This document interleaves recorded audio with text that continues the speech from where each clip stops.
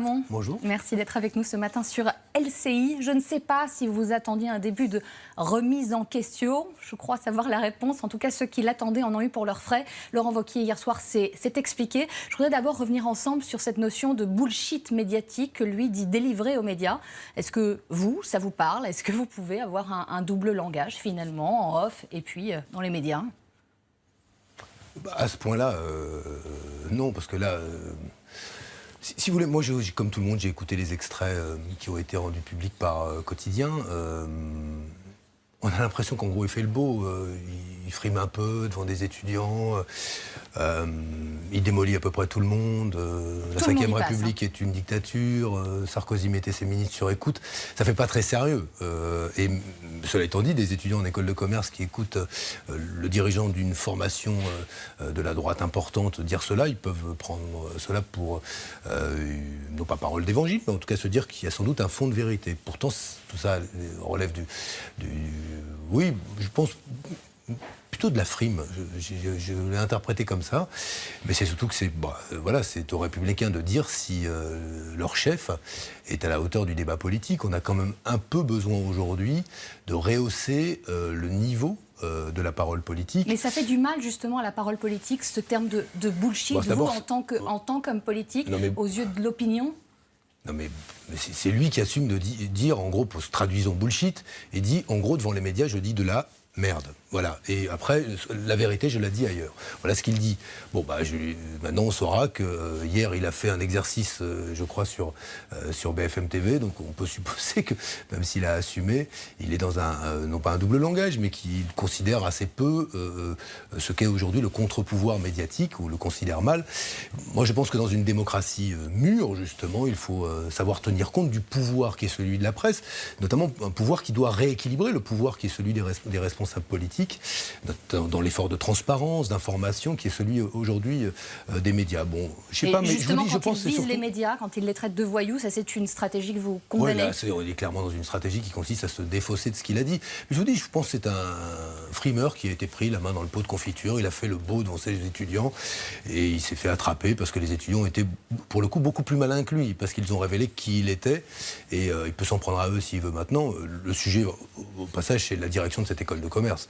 Est-ce bien sérieux d'avoir un cours de cette nature-là? Parce que on a tous, moi j'ai enseigné à Sciences Po Paris sur l'économie sociale et solidaire, je vois d'autres enseignants, on croise des responsables politiques qui enseignent. Et ce sont des cours que vous donnez apolitiques? Non, en tout cas ce sont des cours qui n'ont rien à voir avec la politique, qui ont à voir avec des disciplines. On a plein de politiques qui ont été sollicités parce qu'ils ont une expérience, qui peuvent éclairer le débat public et éclairer la formation d'étudiants. Mais là c'est pas sérieux par contre. Il y a quelques semaines, vous disiez entre Wauquiez et Le Pen, difficile de savoir qui dit quoi. Vous êtes sur la même ligne qu'un certain Xavier Bertrand qui a quitté le Parti Les Républicains. Ce sont des propos que vous, évidemment, vous maintenez au... Non mais vous savez, vous pouvez faire des blind tests, un test à l'aveugle où vous écoutez une parole, vous ne savez pas qui l'a prononcée. Bien malin celui qui sait différencier si c'est Marine Le Pen ou Laurent Wauquiez, qui sur les étrangers, qui sur l'islam, qui sur la question des solidarités, de la protection sociale, qui dit quoi? Bon, moi j'observe que Wauquiez ressemble très très fort à Marine Le Pen aujourd'hui sur le fond. C'est le choix politique des Républicains de s'être doté d'un responsable qui envisage ouvertement, comme il l'avait dit à plusieurs reprises, il envisage ouvertement de faire son marché, de braconner sur le terrain de l'extrême droite. Moi, vraiment, il vient d'une terre, en plus, Laurent Wauquiez, où il y a comme une tradition de modération, etc. Il ressemble assez peu à ça. Mais bon, au fond, je pense que s'il fait tout ça aussi, c'est pour qu'on parle de lui. J'ai pas tellement envie de parler. Et ça a plutôt fonctionné, mais rapidement, tout le monde y passe. Macron, Juppé, Pécresse, Sarkozy, il a fait son mea culpa, sauf le Parti Socialiste. Et vous-même, vous pensez que vous ne représentez pas une menace pour lui? Non, mais je sais pas. On va dire, je m'en moque à peu près totalement. Mais je voudrais interroger, par exemple, un propos qu'il tient, qui est assez frappant.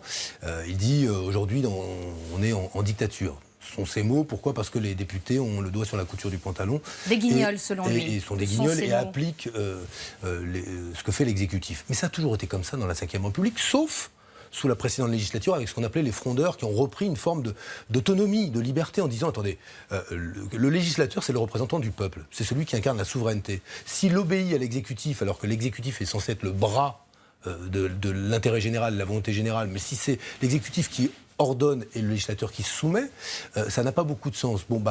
Alors remettons en cause le fonctionnement de cette démocratie qui veut qu'aujourd'hui, au bout du compte, on a le sentiment qu'une seule personne décide et les technocrates autour de lui exécutent. Et on aura l'occasion d'y revenir durant cette interview. Aujourd'hui, deux mots en tout cas, asile et immigration vont occuper l'actualité. Ce projet de loi est présenté en Conseil des ministres ce mercredi par le ministre de l'Intérieur Gérard Collomb. Que vous inspire ce texte? Le gouvernement défend entre humanité et fermeté. Oubliez l'humanité, il n'y a rien. Il n'y a rien. Non, mais en plus, on le sait. Selon vous, du côté Écoutez, de l'humanité. quand vous avez des associations comme le Secours catholique, Emmaüs, la Fondation Abbé Pierre, des associations qui ne sont pas dans le registre revendicatif, qui sont des opérateurs aux côtés de l'État pour assurer l'accueil, la prise en charge, l'alphabétisation des migrants. Quand ceux-là disent « ce texte n'est pas un bon texte, il est même inhumain », ce que nous faisons aujourd'hui en France, c'est encourager les gens à ne pas venir chez nous, à ne pas rester et à fuir très vite notre pays. Votre porte-parole parle d'un projet indigne. Oui, mais de quoi parle-t-on? D'hommes qui ont fui des guerres, qui ont fui la misère, qui ont fui la détresse, parfois l'innommable, qui ont passé des mois, sinon des années, avec un courage incroyable, à vaincre toutes les peurs, à vaincre tous les risques pour leur propre vie et qui arrivent chez nous. Et au terme de ce voyage-là, ils sont pleins de rêves. Eh bien, qu'est-ce qu'on leur dit ? C'est qu'ils sont le cauchemar d'Emmanuel Macron. Et qui, dans ce texte, alors qu'on a une loi qui date de 2016, qui peine encore à être appliquée... Il y a une distinction qui est faite par le gouvernement aujourd'hui entre réfugiés et migrants économiques. Ça, vous ne l'acceptez pas ? Elle existait avant. Il y a des gens qui viennent ici parce qu'ils sont pourchassés chez eux. Il y en a d'autres qui viennent parce qu'ils fuient un climat qui se détériore et qui les amène à ne plus avoir de conditions de vie décentes, ou alors parce qu'ils fuient la pauvreté, etc. Ce que je veux simplement dire, c'est que maintenant, sur la question de la demande d'asile, on est dans un registre qui est un registre d'expulsion, de tri, de chiffres.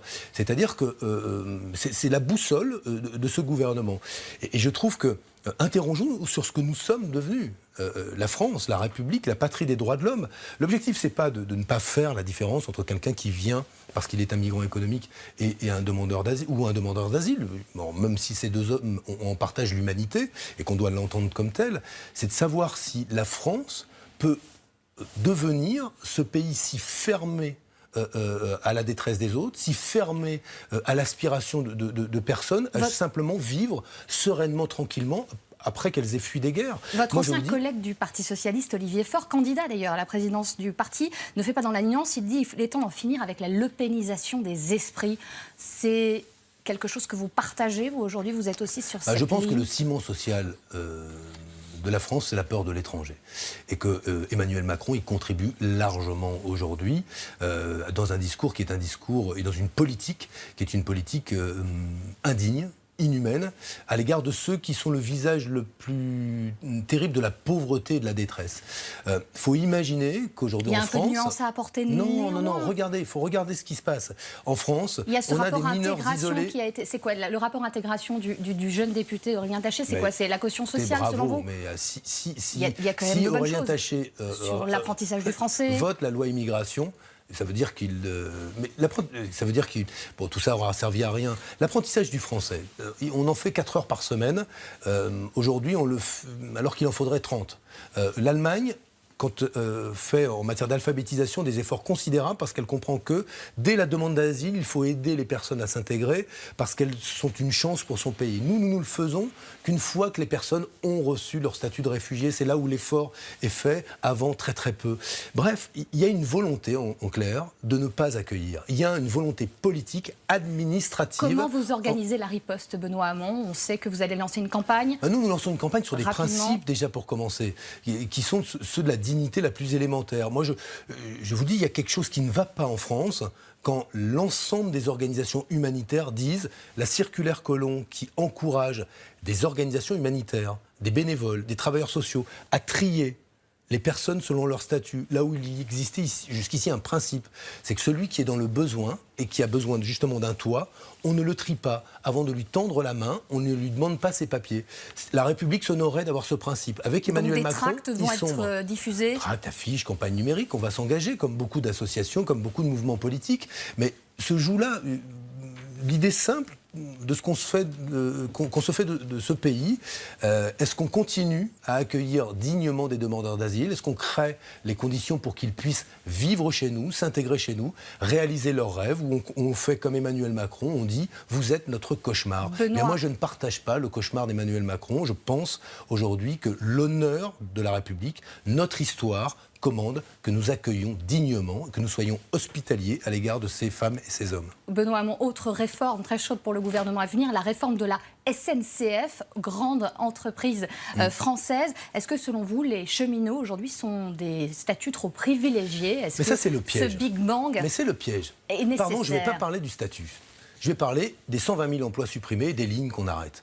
Vous avez des auditeurs ce matin ou des téléspectateurs qui vivent dans des territoires dans lesquels ils ont vu partir la maternité. Puis ils voient s'éloigner l'hôpital. Puis ils apprennent que finalement c'est même le centre de santé et les médecins qui disparaissent. Les commerces de proximité ont quasiment disparu. Il faut aller maintenant au centre commercial. Les écoles sont de plus en plus petites, etc., etc. On n'a pas de maison de retraite, ni de centre d'accueil Alzheimer de jour. Bref, on vit un isolement croissant. Et aujourd'hui, on va fermer les lignes de chemin de fer. Alors, on nous dit, mais il n'y a pas assez de personnes qui les prennent. Mais l'idée du service public, c'est que justement, c'était d'organiser le territoire de façon à ce que tout le monde ait les mêmes chances. Si demain, vous vivez dans un territoire isolé, vous n'avez ni commerce, ni médecin, ni perspective d'éducation, ni mobilité possible. Mais qu'est-ce qui se passe ? C'est le rôle de l'État, selon vous, aujourd'hui. C'est le signe, je pense, d'une grande indifférence aux inégalités, d'une grande indifférence à la situation qui est déjà difficile de millions de nos compatriotes qui vivent dans des zones qui sont des zones rurales ou des villes qui sont assez isolées aujourd'hui et qui vont être encore plus isolées. Mais sur le statut des cheminots, c'est un vrai sujet. Est-ce qu'il est à revoir, selon vous ? Justement, ça c'est, pardon de le dire, mais c'est le terrain sur lequel on veut nous emmener. Moi, j'invite les syndicats... Mais c'est un sujet. Bah oui, mais c'est un sujet qui ne peut pas... Moi, je m'intéresse au service public. Et le service public, il est qu'on puisse se dire que quand on est justement dans un territoire isolé, la SNCF, le fait qu'il reste une ligne de chemin de fer, même si elle n'est pas rentable, c'est une manière de désenclaver le territoire. À quoi sert l'État s'il ne prend pas ces risques-là? Rapidement, juste, la CGT appelle à manifester le 22 mars. La France Insoumise va se joindre à ce rassemblement.